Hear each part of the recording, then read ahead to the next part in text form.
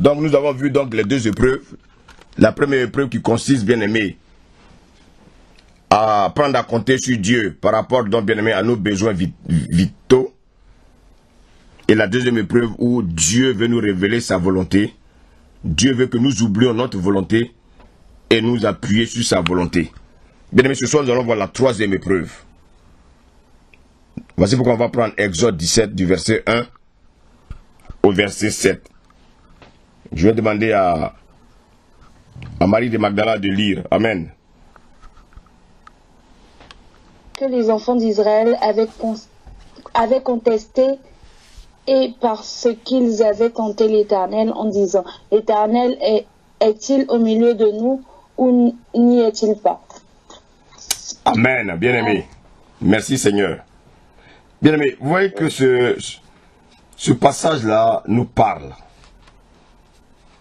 Et je voulais demander à la servante Laure, quel est le résumé qu'elle peut faire au travers de ce passage-là, par rapport déjà à certaines épreuves que nous avons déjà vues. Qu'est-ce qu'elle constate? Bien aimé, quand on lit ce passage-là, vraiment il y a quelque chose qui touche. Dans le chapitre 16 que nous avons lu la dernière fois, quand le peuple a murmuré, qui lui a donné l'eau? C'est le diable? Non. Non, c'est Dieu. Vous savez, dans notre marche avec le Seigneur, il y a des épreuves, bien aimés. Je vous ai dit qu'avec Dieu, on ne saute pas d'épreuves. La première épreuve, bien aimé, Dieu a mis encore ça sur leur chemin. Alors qu'ils sont à la troisième épreuve. Vous avez vu, ils n'ont pas été guéris des murmures. Ils ont commencé encore à murmurer.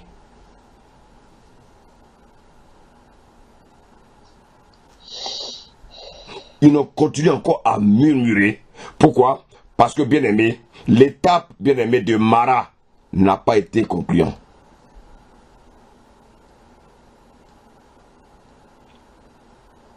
Aujourd'hui, Dieu va te bénir. Demain, parce que ta bénédiction tarde, tu vas oublier ce que Dieu a fait pour toi il y a 2 jours. Et tu vas commencer à murmurer. Tu vas demander à Dieu: Seigneur, je n'ai rien pour me vêtir. Dieu va te donner une chemise, il va te donner une robe. Mais le deuxième jour, tu vas commencer à murmurer. Parce que tu vas dire à Dieu, oui, que tu veux encore 3 autres robes.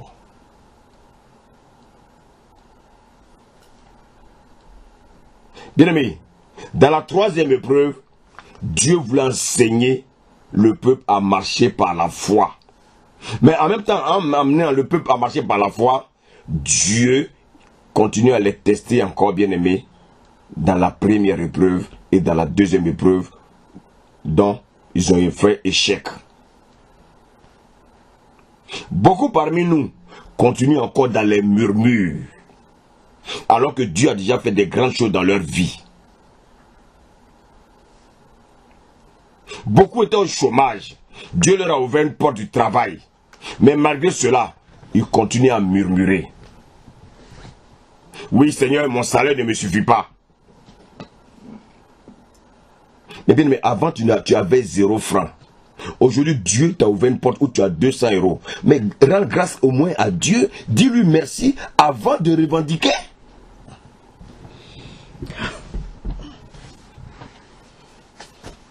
Bien aimé, la Bible dit qu'ils arrivent à Rephidim. Ils ont encore eu soif.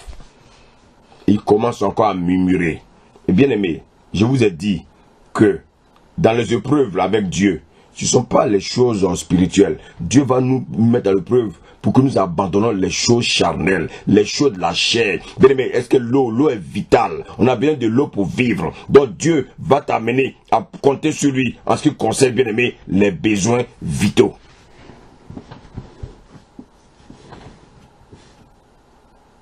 Depuis les plaintes des peuples d'Israël là, personne ne dit à Dieu: Seigneur, nous voulons ton esprit.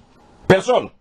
Tout ce qui intéresse ces personnes-là, ce sont les besoins. Seigneur, oui, on veut manger, on veut boire. Oui, Seigneur, depuis là, je n'ai pas de chaussures. C'est-à-dire des choses, bien aimées, terrestres.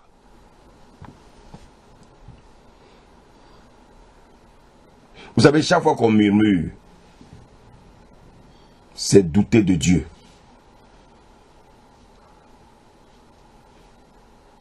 Beaucoup de chrétiens doutent de la présence de Dieu. Voici pourquoi, bien aimés, ils sont toujours en train de murmurer. Et ici, qu'est-ce qu'on constate? La Bible nous dit que le peuple cherche querelle à Moïse. Oui, quand un chrétien commence à avoir des problèmes, c'est les hommes de Dieu qui en pâtissent. Mais comme ils n'ont pas la révélation de comprendre que chaque fois que tu t'apprends à un homme de Dieu, chaque fois que tu murmures contre un homme de Dieu, chaque fois que tu insultes un homme de Dieu, c'est Dieu lui-même que tu insultes.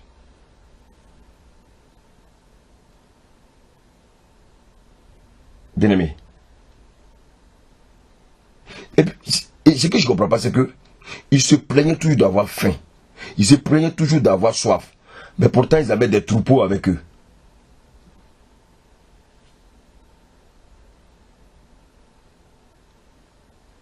Dans la deuxième épreuve, ils disent qu'ils veulent la viande. Mais vous avez des troupeaux avec vous. Bien aimé, il y a une grande révélation ici. Bien aimé, il y a des choses que Dieu vous donne là. C'est pour que vous lui redonnez à lui Dieu. Et ce dont vous avez besoin, c'est Dieu qui va vous l'amener du ciel. C'est Dieu qui va vous amener, bien aimé, au travers de vos prières. Il y a des choses sacrées qui appartiennent à Dieu que vous ne devez pas toucher. Par exemple, la dîme et les offrandes. Bien aimé, c'est des choses sacrées pour Dieu.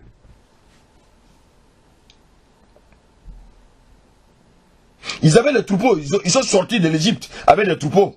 Mais chaque fois, ils disent qu'ils veulent manger la viande. Mais et les troupeaux là? Ça veut dire qu'ils n'avaient pas droit. Ces troupeaux là, bien aimé, c'était des offrandes qu'ils devaient remettre à Dieu. Waouh! C'était des offrandes qu'ils devaient remettre à Dieu. Bien aimé, si tu as cette révélation, vraiment, Dieu va t'utiliser de manière extraordinaire. Si tu as cette révélation, Dieu sera ton ami. Beaucoup ne veulent pas être l'ami de Dieu. Oh, il faut être l'ami de Dieu. Mais pour être l'ami de Dieu, il y a un prix à payer. Tu dois te donner toi-même en sacrifice.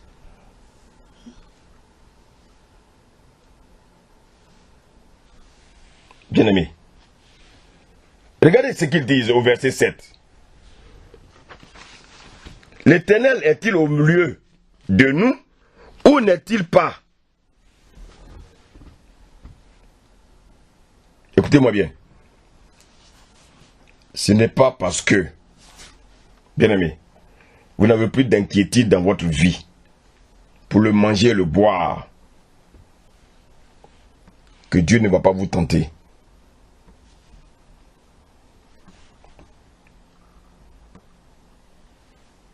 Quand on passe la première épreuve, quand on passe la deuxième épreuve, et on constate qu'on a encore des souffrances, on constate qu'on a encore des problèmes, bien aimés, le doute s'installe. Et on oublie, bien aimé, qu'à la sortie de l'Égypte, lorsqu'on est arrivé à Mara, Dieu nous a donné, bien aimé, de l'eau à boire. Et quand on a encore soif, on oublie que le même Dieu là peut encore nous redonner à boire. Au lieu de crier à Dieu, on commence à murmurer, on commence à insulter Dieu, on commence à le mépriser.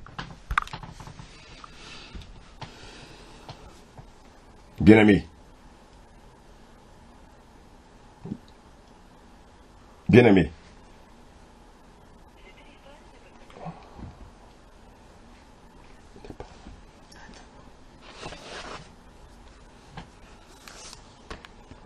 beaucoup de serviteurs de Dieu, Dieu les a envoyés dans des champs. Et parce qu'ils ont commencé à manquer. Mais est-ce que c'est vraiment Dieu qui m'a appelé? Est-ce que c'est vraiment Dieu qui m'a envoyé ici? Beaucoup de personnes, Dieu leur montre leur femme, Dieu leur montre leur mari. Et parce qu'ils commencent à avoir des mésententes. Oh, est-ce que c'est vraiment la femme que Dieu m'a donnée? Fermez vos micros s'il vous plaît. Fermez vos micros, s'il vous plaît. Est-ce que c'est vraiment la femme que Dieu m'a donnée? Est-ce que c'est vraiment le mari que Dieu m'a donné? Oui, c'est le monsieur que Dieu t'a donné. C'est la femme que Dieu t'a donnée. Dieu doit te montrer son caractère. Et à toi aussi son caractère. Pour que vous pouvez vous guérir vous-même.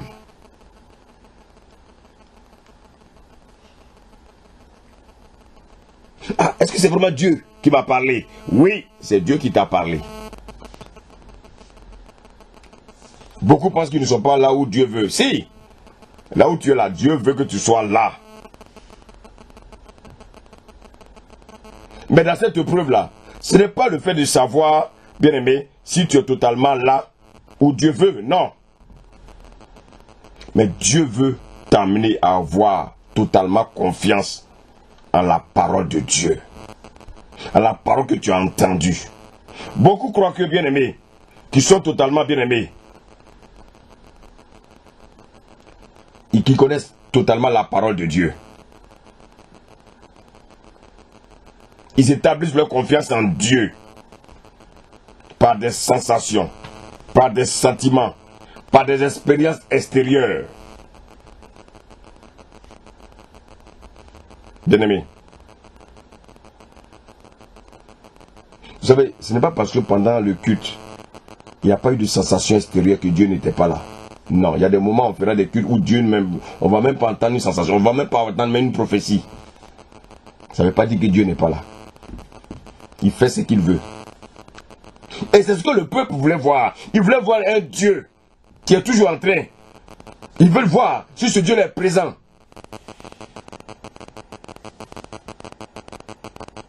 Bien-aimés, beaucoup de chrétiens établissent la présence de Dieu dans leur vie par des signes. Soit des songes, des tremblements, des visions. Bien-aimés, la troisième épreuve vient pour nous amener à ne plus identifier la présence de Dieu, mais d'à croire simplement à la présence de Dieu. Beaucoup veulent identifier la présence de Dieu au lieu de croire à la présence de Dieu.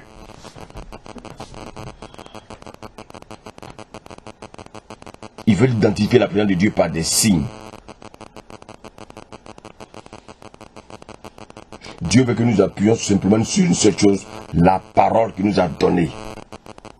Dans la troisième épreuve, bien-aimés, Dieu veut nous amener à nous détacher de nos sentiments charnels, bien-aimés, et pour nous appuyer sur lui, le roc, le rocher qui apporte la parole, le rocher qui apporte, bien-aimé, l'eau,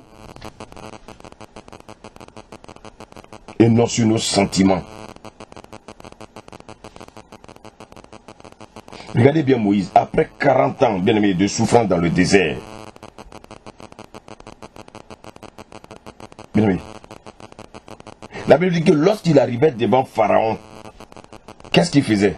Quand Pharaon le menaçait, Pharaon avait toute son armée, avec tout, bien-aimé, toute son armée autour du palais. Pharaon le menaçait. Mais mais Moïse regardait à qui?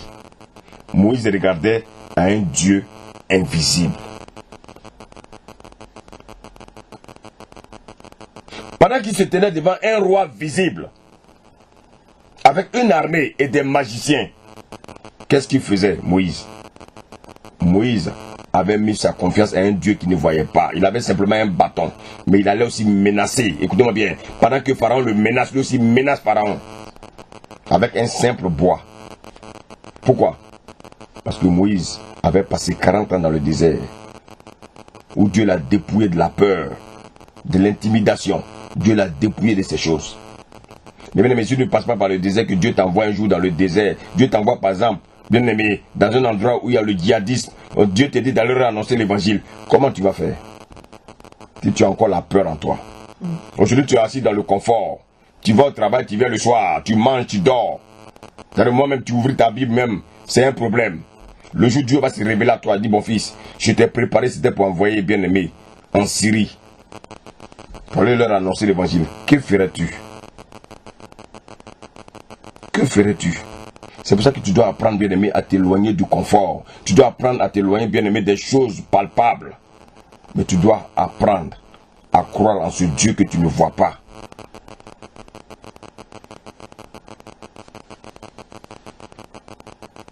Beaucoup parmi nous, quand ils perdent leur emploi, on a l'impression que le monde s'arrête. Mais Dieu n'est pas limité, bien-aimé. Dieu n'est pas limité, bien-aimé, à un emploi. Non. Non. Dieu va au-delà. Dieu va nous apprendre, écoutez-moi bien, à pouvoir compter sur lui sans le voir. Dieu va nous apprendre à marcher par la foi. Nous avons marché par la vue longtemps. Mais le temps de marcher maintenant par la foi, c'est dans la 3e épreuve. On va lire un passage, bien-aimé, dans 2 Rois 6, du verset 1 au verset 17. Est-ce que Elfried, tu peux lire s'il te plaît? Donc, 2 Rois 6, du verset 1 au verset 17. Bien-aimé, on va lire. Donc, que chacun prenne sa Bible et qu'il suive avec Jean Elfried. Alors, bien-aimé, c'est comme ça que Dieu va faire parmi nous, à certains qui veulent voir, ils veulent toujours voir, ils veulent toujours voir. Bien-aimé, je vais simplement te dire ce soir que tu peux prier dans ta chambre, ne pas avoir de sensations, mais Dieu est à côté de toi, il t'écoute. Tu n'as pas besoin d'avoir forcément un tremblement. Non. Non. Bien-aimé, c'est très important ce que je dis.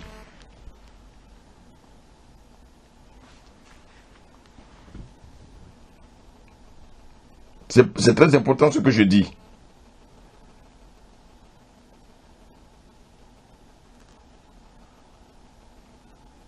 C'est très important ce que je dis. Voici un serviteur de Dieu qui est à côté de son maître. Il est inquiet. Alors que son maître n'est pas inquiet. Parce que son maître est spirituel. Lui, il est encore dans les choses charnelles. Bien aimé. Il est encore dans les choses charnelles. Son maître va lui dire, non, ne t'inquiète pas. Ceux qui sont avec nous sont plus nombreux que ceux qui sont avec eux. Et qu'est-ce qu'il va faire? Comme il était encore incrédule, il va dire, Seigneur, bon, il faut lui montrer. Il va prier pour que le gars voie. Chrétien, est-ce que tu sais que dans ta chambre là, les anges sont autour de toi? Tu ne sais même pas. Je parle de ceux qui vivent dans la sanctification. Je ne parle pas des péchés, ceux qui sont encore dans le péché. Non. Est-ce que tu sais que les anges sont autour de toi? Est-ce que tu sais que devant ta porte, devant ta maison là, bien aimé, il y a le feu qui environne? Parce que tu vis dans la sanctification. Afin que quand un démon va vouloir rentrer, il ne peut pas rentrer. Parce que tu es dans la sanctification. Mais Dieu veut que tu crois simplement en sa présence.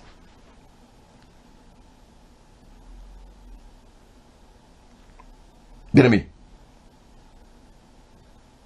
Dieu veut simplement que tu crois en sa présence.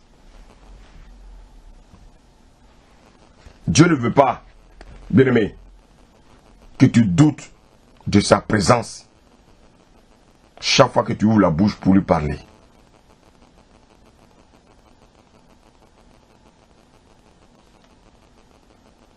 Bien-aimé, Dieu veut que, bien-aimé, que tu crois que lui, Dieu, il est présent.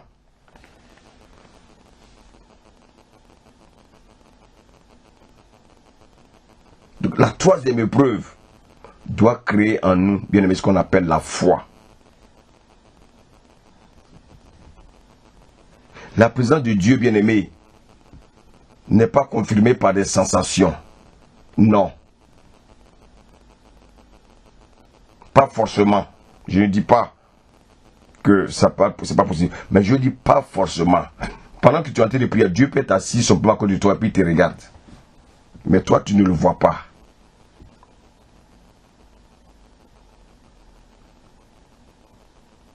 Il y a un sentiment intérieur en toi qui te prouve que Dieu t'écoute. Le Seigneur a dit quoi avant de partir? Il a dit, je suis avec vous jusqu'à la fin des temps. Ça veut dire quoi? Mais il est avec nous, l'Esprit de Dieu habite en nous. Mais faisons attention de ne pas l'attrister.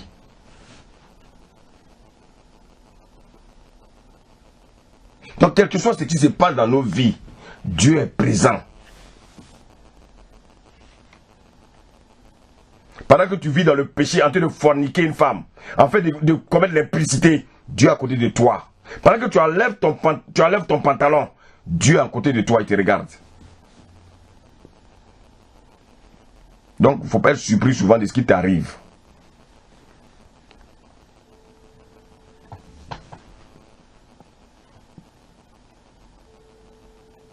Même dans la tentation, Dieu est là. Bien-aimé, il est là lorsque tu vis dans la sanctification. Si tu ne vis pas dans la sanctification, il ne faut pas compter sur Dieu.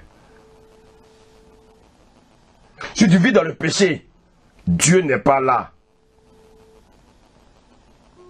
Bien-aimé, après la troisième épreuve, bien-aimé,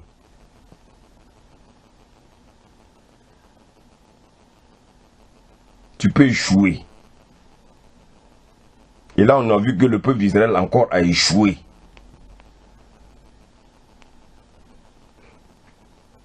Ils marchent. Depuis, Dieu fait des miracles. Mais ils ne sont même pas conscients que Dieu est présent. Donc tu peux aussi marcher avec le Seigneur. Il peut faire des miracles avec toi. Mais tu peux nous douter que Dieu est avec toi. Et tu commences à raisonner. Oui, moi, comment je fais? Mais ma famille est la plus pauvre. Mais moi, je suis pauvre. Mais moi, je ne travaille pas. Comment? Mais est-ce que Dieu t'a demandé de travailler? Il a besoin de que tu fasses quelque chose?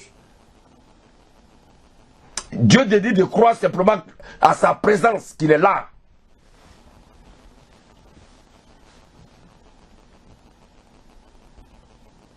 Bien-aimé, Dieu attend simplement que tu sois tu crois simplement qu'il est présent. Et là, nous voyons qu'ils ont échoué à la troisième épreuve. Nous allons commencer la quatrième épreuve. Exode 32.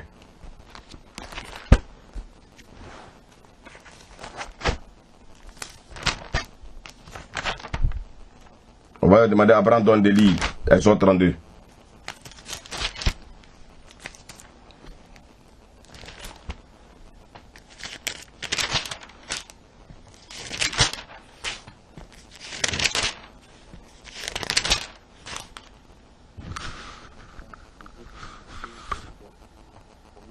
On n'entend pas, hein, Brandon?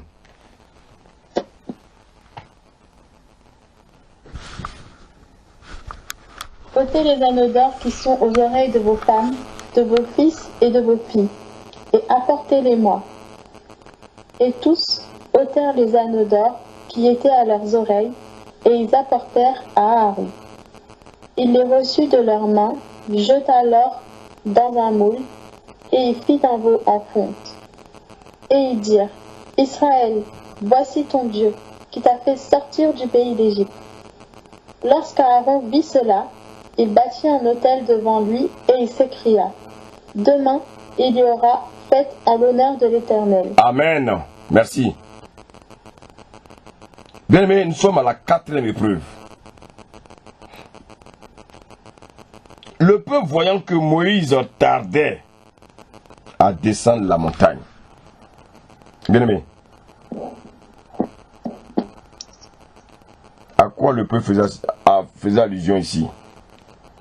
Pour Israël qui tardait, c'est Dieu qui tardait à les bénir. C'est Dieu qui tardait. Écoutez-moi bien, Dieu peut venir dans ta situation de maladie là. Dieu peut venir tard, mais il ne vient jamais en retard. Avant que Sarah ne mette Isaac au monde, bien aimé, elle a eu 99 ans. Quand son mari avait 100 ans. Ça veut dire quoi? 25 ans après. La promesse de Dieu. Mais cette promesse-là aurait pu s'accomplir 2 jours après. Elle aurait pu s'accomplir 1 mois après. Bien-aimé, pourquoi souvent vos bénédictions tardent? Parce que vous ne croyez même pas à la parole que Dieu vous a donnée. Parce que vous n'êtes pas reconnaissant à ce que Dieu fait dans vos vies. Parce que vous prenez Dieu pour un épicier.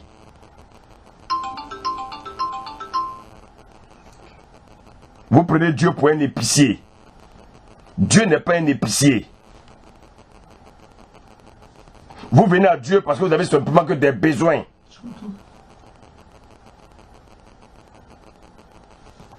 Seulement quand vous avez des besoins, vous venez à Dieu.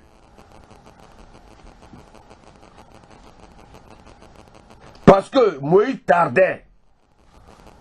Alors, bien aimé, souvent nous attendons les bénédictions de Dieu. Et comme ça tarde, qu'est-ce qu'on fait? Waouh! On va s'écrire nous-mêmes nos propres dieux. On va commencer à se donner nous-mêmes nos propres pensées. On va chercher à se donner nos propres solutions. Ah, cet homme-là, Dieu m'a dit, va me donner un mari. Mais il ne vient pas. Donc on va aller chercher quelqu'un dans le monde. On va vouloir le laver pour qu'il soit notre mari. Ah, depuis là, Dieu me dit de le servir. Mais écoute, maintenant je connais la parole. Ah non. Moi je vais commencer déjà. J'ai un peu d'argent. Je vais aller louer un bâtiment. Et puis commencer avec ma femme. Mais il y a le temps de la vision, il y a le temps de la provision, et puis il y a le temps, bien aimé, il y a le temps où Dieu te donne l'ordre de mission. Il y a la mission elle-même, et puis il y a l'ordre de mission. Beaucoup sont pressés. Dieu t'a fait une promesse, mais tu es pressé de rentrer dans cette promesse, alors que Dieu a un temps dans lequel il a réservé pour que tu rentres dans ta promesse. Ah non, moi je suis fatigué. Pourquoi? Toute l'église est mariée. Moi depuis je n'ai pas encore de mari. Mes camarades vont se moquer de moi. Oui, que tes camarades se moquent de toi. Parce que toi tu sais ce que tu veux. Tu n'es pas pressé parce que tu attends le temps de Dieu.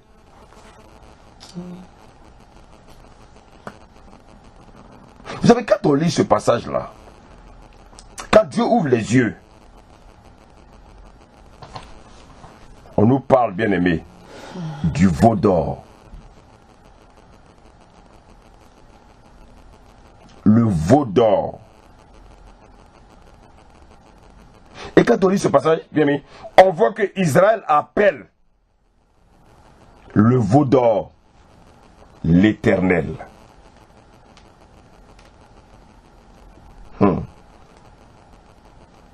Ah, merci Seigneur. Verset 5. Lorsqu'Aaron vit cela, il bâtit un autel devant lui et il s'écria, demain, il y aura une fête en l'honneur de l'Éternel. Donc c'est le veau d'or que le peuple d'Israël appelle l'Éternel. Quel blasphème!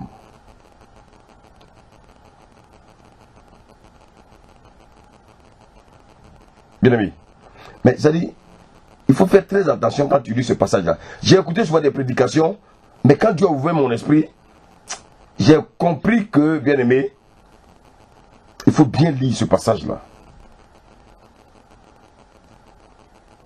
Beaucoup pensent qu'ils ont oublié l'Éternel. Non, ils n'ont jamais oublié le Dieu là. Le Dieu qui les a fait sortir de l'Égypte là. Ils sont conscients. Mais en fait, ils savaient de quoi ils parlaient. Ils parlaient de l'Éternel des armées. Ça va peut-être scandaliser certains. Mais laissez-moi continuer ma pensée.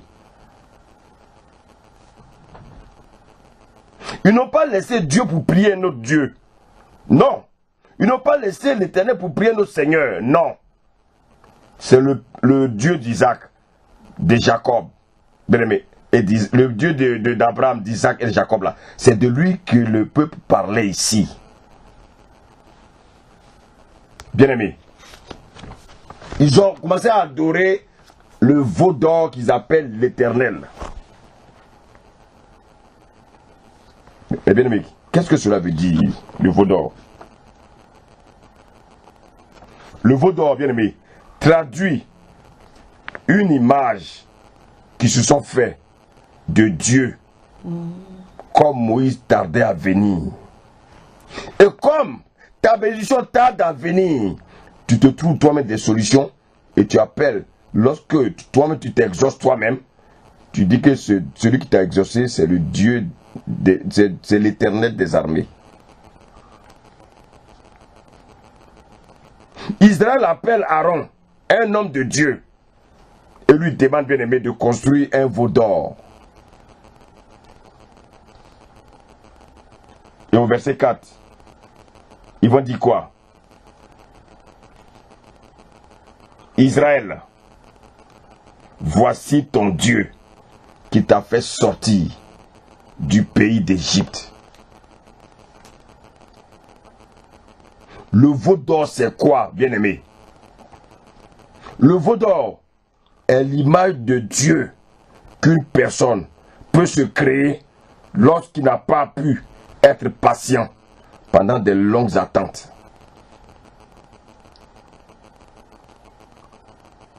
Bien-aimé. Mais on dit le veau d'or. Pourquoi le veau? Le veau, c'est bien aimé. Le veau là, c'est quoi? C'est un bœuf. Or, le livre de Deutéronome 25, verset 4 nous dit quelque chose d'important. Est-ce que tu peux lire ça, s'il te plaît, Marie de Magdala? Deutéronome 25, verset 4.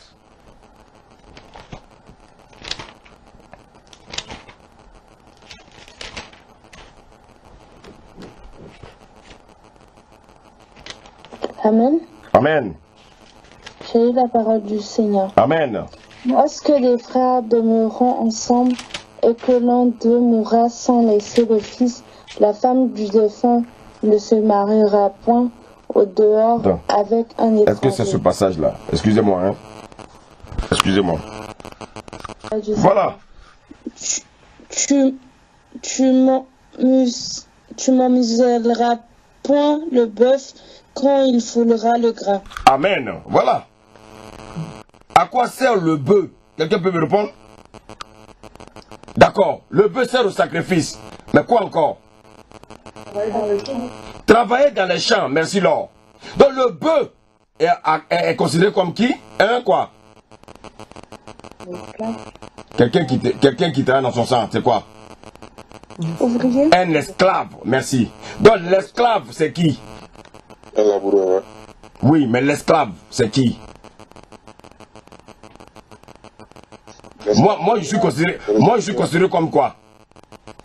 Esclave. Esclave de qui? Serviteur. Serviteur. Donc, bien aimé, le bœuf est considéré comme un serviteur. Le bœuf est considéré comme un esclave parce qu'il est à notre service. Amen. Amen.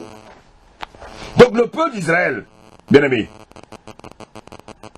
le veau, c'est un animal qui a pour rôle de servir l'homme dans les champs, comme l'a dit la servante Laure. Il sert également des sacrifices, d'holocauste. Donc écoutez-moi bien, beaucoup parmi nous voient Dieu comme un bœuf. Un veau qui doit le servir et être là, bien aimé, pour le servir.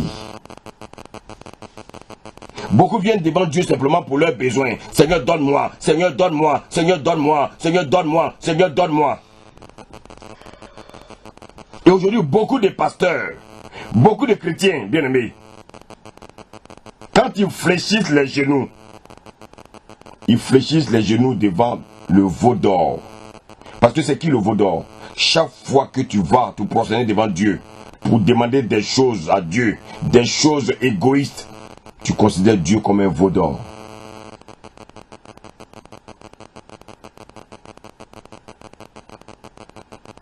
Lorsqu'un homme, au lieu de servir Dieu, se sert de Dieu pour atteindre ses objectifs, bien aimé, il n'adore pas Dieu, mais il adore un veau d'or.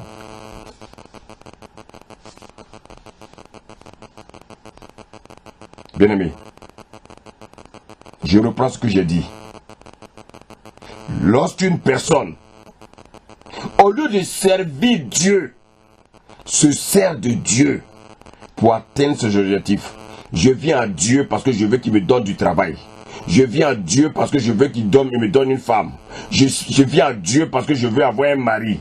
Je viens à Dieu parce que je veux qu'il me donne la guérison. Chaque fois que tu as cette pensée-là, que tu te mets à genoux dans ta chambre, ça veut dire que tu es en train d'adorer le veau d'or.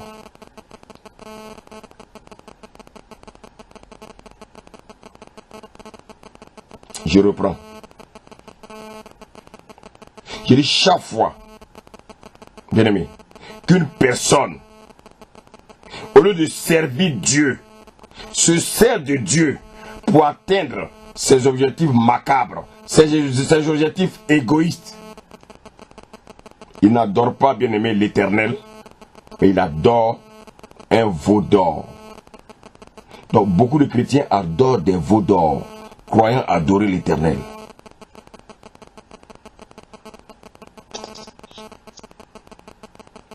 Quelqu'un qui prêche dans une église, bien aimé, qu'est-ce qu'il fait?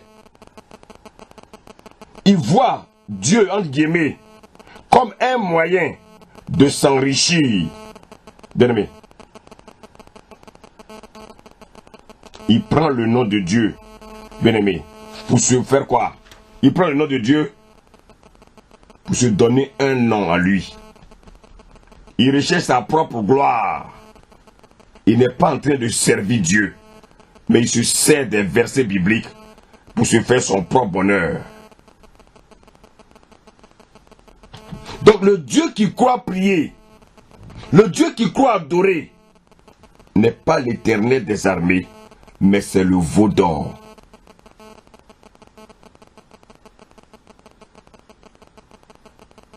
Alors, je voulais vous dire vraiment, les chrétiens qui cherchent Dieu parce qu'ils veulent s'enrichir, les chrétiens qui cherchent Dieu parce qu'ils veulent avoir du travail, les chrétiens qui cherchent Dieu parce qu'ils cherchent à se marier, adorent le veau d'or.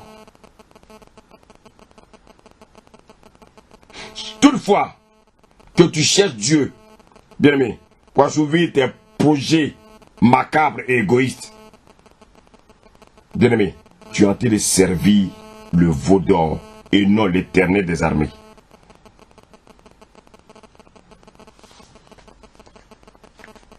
Et qu'est-ce qui amène les gens à adorer le veau d'or? L'incrédulité. Tu es dans une assemblée, on te dit il y a des prophètes qui sont venus dans la ville. Tu cours de prophète en prophète, de prophète en prophète, de prophète en prophète. Ça veut dire quoi? Ça veut dire que tu cherches le veau d'or. Tu cherches quelqu'un qui va sauver, bien aimer tes projets.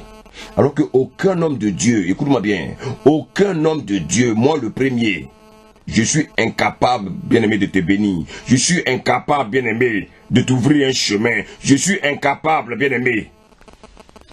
Le seul qui est capable, il s'appelle Jésus-Christ de Nazareth. Alors bien aimé, lorsque tu vas vivre une vie correcte, tu vas vivre dans la sanctification, tu vas vivre correctement, c'est lui qui va t'ouvrir les portes. Beaucoup de chrétiens sont incrédules. Ils courent de pasteur en pasteur. Ils courent de prophète en prophète. Pourquoi? Ces prophètes-là sont devenus comme des veaux d'or pour vous. Ils vivent dans le péché.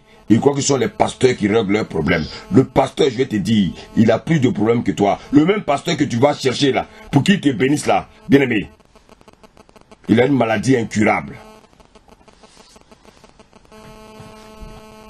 Dieu met ça pour nous montrer que nous ne sommes rien du tout.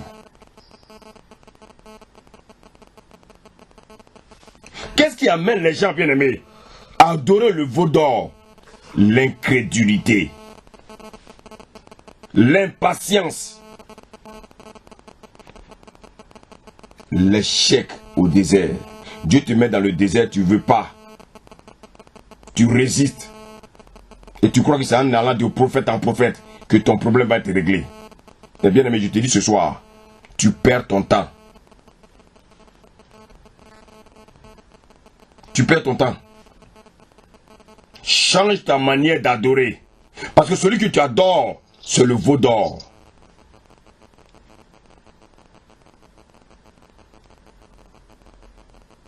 Lorsque Dieu tarde à vous répondre, vous allez chercher des Aaron. Il y a beaucoup d'Aaron sur cette terre-là. Bien-aimé. Les Aaron, c'est qui? Ce sont les prophètes bonbons, les prophètes chocolat. Vous cherchez des prophètes bonbons pour donner des bonbons. De la part de qui? De la part du Dieu bonbon.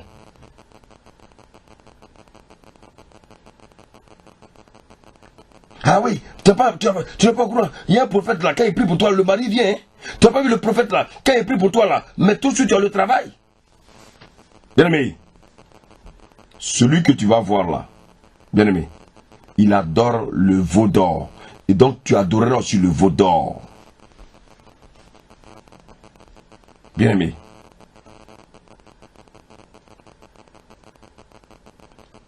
Au lieu de rester devant le Seigneur pour qu'il t'explique pourquoi tu n'es pas encore marié, pour qu'il t'explique pourquoi tu es encore dans l'orgueil, pour qu'il t'explique pourquoi tu es encore, bien-aimé, dans des problèmes, tu cours de prophète en prophète. Je te dis que le prophète, là, il a une maladie incurable. Il n'arrive pas à guérir sa propre maladie. Et c'est pourtant qu'il va guérir. Mais nous sommes des incapables, nous. Nous sommes des personnes insignifiantes. Je vous le dis sincèrement. Nous sommes des personnes misérables. Chaque fois qu'on veut faire notre propre volonté, nous sommes des misérables. Nous sommes bien aimés au service de qui? D'un Dieu tout-puissant. Et quand on s'abandonne entre ses mains, il agit simplement. Lorsqu'on s'oublie, il agit simplement. Lorsqu'on dit à Dieu qu'on ne connaît rien, il agit au travers de nous. Mais quand tu connais trop, Dieu ne peut pas agir. Bien-aimé, écoute bien la parole ce soir. Écoute bien la parole ce soir. Reste devant Dieu, l'Éternel des armées. Bien-aimé, Yahweh, reste devant sa présence. Parle-lui de ton problème. C'est lui seul qui peut régler ton problème. Ce n'est pas les prophètes chocolat, les prophètes bonbons. Bien-aimé, si tu vas vers un prophète chocolat pour avoir un mari, tu auras un mari chocolat. Et demain, quand il va fondre dans ta main, il ne faut pas pleurer.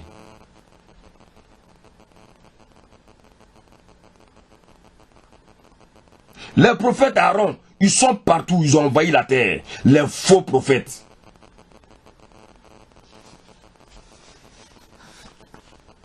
Il y a des chrétiens, au lieu de suivre le rythme de Dieu, c'est Dieu qui doit suivre leur rythme.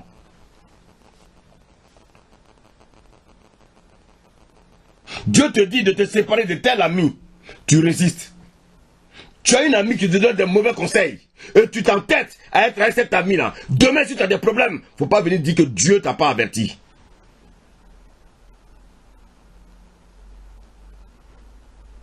Dieu te dit, sépare-toi de ton copain. Tu dis non, tu aimes trop le sexe. Continue à aimer le sexe. Quand tu auras 3 enfants, 4 enfants, maintenant tu vas crier à Dieu pour qu'il te donne un mari.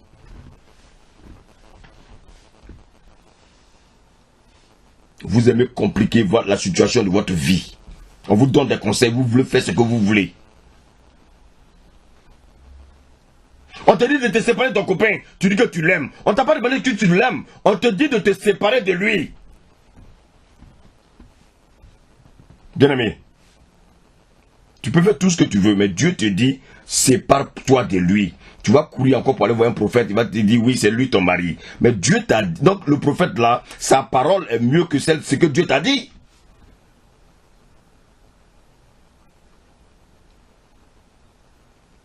Faut pas me prendre quelqu'un dans le monde là-bas pour venir dans l'assemblée et puis te dire que, oui, c'est Dieu qui te l'a révélé. Bien-aimé, nous voulons que Dieu nous suive dans nos sales besognes. Nous voulons que Dieu nous conduise dans notre bien-aimé, dans notre chair. Et Dieu ne le fera jamais.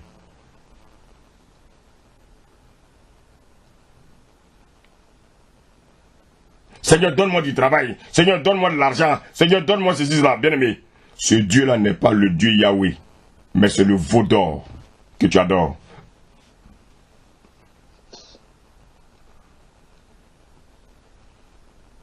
Vous rencontrez des hommes de Dieu qui vous donnent des formules. Bon, ce que tu vas faire, tu vas te lever à 3h du matin. Bon, à 3h du matin, qu'est-ce que tu vas faire? Tu vas crier Jésus 4 fois. Après avoir crié Jésus 4 fois, tu prends l'huile et tu cries 10 fois Jésus et le mari va venir. Et ça, c'est la sorcellerie. Et c'est ce que les chrétiens aiment. Ils aiment les sorciers. Dieu n'est pas un épicier, bien-aimé. Non, non, non, non, non, non. Jésus n'est pas un talisman, bien-aimé, que l'homme met dans sa poche, et lorsqu'on a besoin de lui, on s'en sert pour régler nos problèmes. Non. Argent, mariage, maladie, avoir l'argent, avoir les biens. Si nous avons ces pensées-là, nous adorons le veau d'or.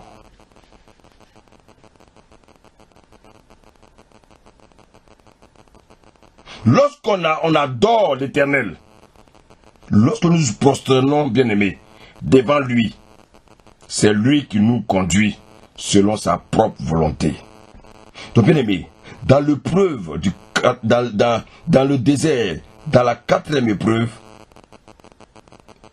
à cause des longues attentes de la bénédiction, nous-mêmes, nous nous créons des veaux d'or. Nous-mêmes, nous nous créons des solutions. Et nous venons à l'église pour rendre témoignage pour dire que Dieu m'a béni. Mensonge, Dieu ne t'a pas béni. Toi-même, tu t'es béni.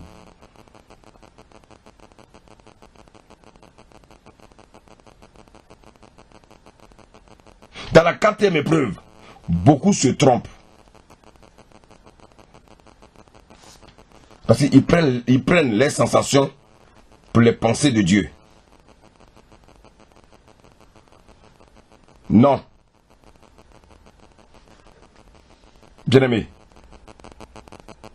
celui qui nous conduit, il s'appelle Jésus-Christ.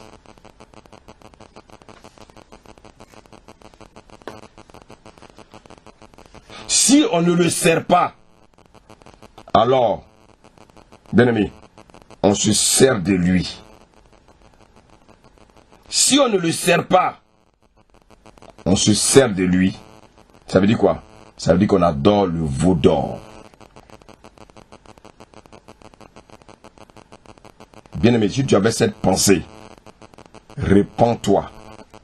Si tu es venu au Seigneur pour le prendre comme un veau d'or, pour qu'il soit à ton service, pour qu'il ouvre les portes seulement pour toi, mais toi tu ne veux pas l'adorer, toi tu veux un Dieu qui va venir t'acheter des habits, tu veux un Dieu qui va venir te laver les pieds, tu veux un Dieu... Non, Dieu ne lave pas les pieds de quelqu'un. C'est nous qui devons laver vos pieds. Mais lui, Dieu, il est suprême. Bien-aimé, c'est un Dieu merveilleux, un Dieu puissant.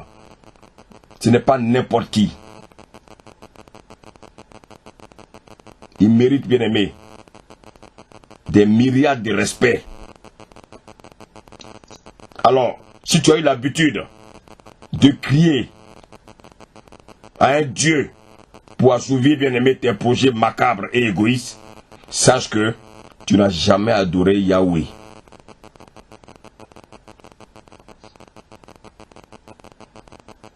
Bien-aimé, ce message, Dieu voulait que tu l'entendes ce soir, pour que tu changes ta manière de l'adorer.